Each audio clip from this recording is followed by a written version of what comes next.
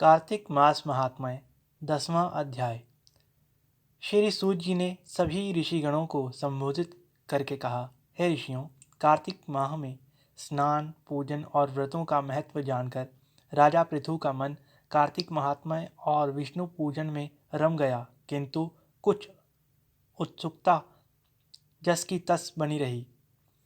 अथवा नारद जी के श्रीमुख से वे जितना अधिक सुनते थे, उनकी उत्सुकता उतनी ही बढ़ती जाती थी। उन्होंने नारद जी से कहा कि हे नारद जी, आपने कार्तिक महात्म्य का बड़ा ही उत्तम फल कहा है। अब आप कृपा कर तुलसी का महात्म्य सिद्ध करने वाला दृष्टांत भी सुनाइए। यह सुनकर श्री नारद जी बोले, हे राजन, प्राचीन काल में सहर आदि पर्वत माला में करवीरपुर नामक एक स्थान पर धर्मदत्त नामक एक ब्राह्मण रहता था। वह भगवान विष्णु का अनन्य भक्त था, ब्रह्मज्ञानी तथा धर्मात्मा था और सदा ओम नमो भगवते वासुदेवाय मंत्र का जाप करता रहता था। एक समय की बात है, एक दिवस जब रात्रि का प्रथम प्रहर शेष था, वह पूजन की सामग्री की थाली लेकर विष्णु मंदिर को चला। कुछ दूर जाने पर अचानक अपने सामने से आती हुई एक राक्षसी को देखकर, जिसकी दशा बड़ी ही विचित्र और भयानक थी, उसकी देह पर कोई वस्त्र नहीं था, उसकी आंखें लाल और दांत टेढ़े मेढ़े थे। उस भयानक राक्षसी को देखकर धर्मदत्त भय के मारे थर थर कांपने लगा। घूर घूर करती वह उसकी ओर बढ़ने लगी। धर्मदत्त के पास अपनी रक्षा के लिए कोई अस्त्र शस्त्र भी नहीं था, अतः उसने पूजन के थाल में रखा तुलसी मिश्रित जल लेकर उस पर फेंक दिया। हे राजन, इसे भगवान शालिग्राम की अपार महिमा ही जानो कि शरीर पर जल का स्पर्श होते ही उस राक्षसी के सभी पाप दूर हो गए। उसे सद्बुद्धि आ गई। वह हाथ जोड़कर धर्मदत्त से क्षमा मांगने लगी और उसके कदमों में अर्थात चरणों में लौट गई। धर्मदत्त बड़ा ही दयालु था, उसे उस पर दया आ गई। तब उसने उससे उसका परिचय पूछा।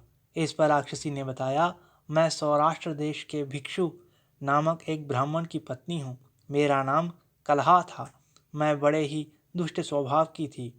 कभी भी मैंने पतिव्रता धर्म नहीं निभाया और सदा ही अपने पति से कलह करती थी। उसे उचित ढंग से भोजन नहीं देती थी। ब्राह्मण मुझे बहुत समझाता था, मैंने कभी उसकी बात न मानी। अंत में दुखी होकर उसने दूसरा विवाह करने का विचार किया। तब भी मैंने अपने आप को सुधारने की ना सोची और विष खाकर प्राण त्याग दिए। तब यम के दूत मुझे पकड़कर ले गए। वहाँ यमराज ने जय चित्रगुप्त से मेरे अच्छे बुरे कर्मों के विषय में पूछा तो चित्रगुप्त ने बताया कि इसने कभी पतिव्रत धर्म का पालन नहीं किया, सदा अपने पति से द्वेष रखा और उसके उत्तम गुणों की उपेक्षा ही की। यह सदा अपने अभिमान में रहती थी। जिस पात्र में भोजन बनाती थी उसी में खाती थी। यह सब वृतांत सुनकर यमराज ने कहा कि जिस पात्र में भोजन बनाती थी उसी में खाती थी, अतः इसे अपनी संतान को खाने वाली बिल्ली की योनि में भेजा जाए। यह अपने पति से द्वेष रखती थी, अतः इसे विष्ठा खाने वाली शुकरी की योनि में भेजा जाए।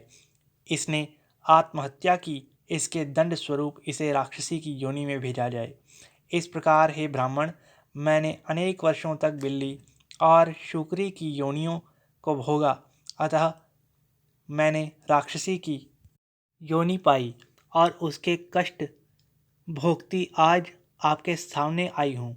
आपके द्वारा छिड़का गया जल मेरे पापों को नष्ट करने में सहायक बना है। हे ब्राह्मण देव, तुलसी मिश्रित इस जल से मेरे सभी पातक नष्ट हो गए हैं। अब कृपा कर मुझे इस घृणित देह से छुटकारे का कोई उपाय बताएं। तब धर्मदत्त ने कहा, तुम्हारा दुख देखकर मैं भी दुखी हूँ। प्रेत योनि में दान, तप, तीर्थ अथवा धार्मिक कार्य नहीं हो सकते और तुम्हारे पाप भी बहुत अधिक हैं। अतः मैं श्री हरि प्रिया भगवती तुलसी से प्रार्थना करता हूँ कि मैंने जो कार्तिक व्रत किए हैं उसका आधा पुण्य तुम्हें मिले तथा तुम उत्तम गति को प्राप्त हो। ऐसा कहकर धर्मदत्त ने उस पर पुनः तुलसी मिश्रित जल छिड़का तथा साथ ही ओम नमो भगवते वासुदेवाय श्री कृष्ण भगवान का 12 अक्षर यह मंत्र बढ़ा। इतना होते ही कलहा नामक वह राक्षसी प्रेत योनि से मुक्त होकर सुंदर एवं रूपवती हो गई। तब उसने धर्मदत्त को दोनों हाथों को जोड़कर नमस्कार किया और प्रसन्नतापूर्वक बोली, हे ब्राह्मण देव, पाप की अग्नि में जलती मुझ पापिन को आपने शीतल जल रूप होकर बचा लिया है। आप धन्य हैं। उसी समय भगवान विष्णु के दूत जय विजय वहां आ गए और उसे एक दिव्य रथ में बैठाकर वैकुंठ को ले गए। जाते जाते दूत धर्मदत्त से बोले, हे ब्राह्मण, आप धन्य हैं, आप धन्य हैं, आप धन्य हैं। इस प्रकार श्री कार्तिक महात्म्य में 10वां अध्याय संपूर्ण हुआ। धन्यवाद। कार्तिक मास महात्म्य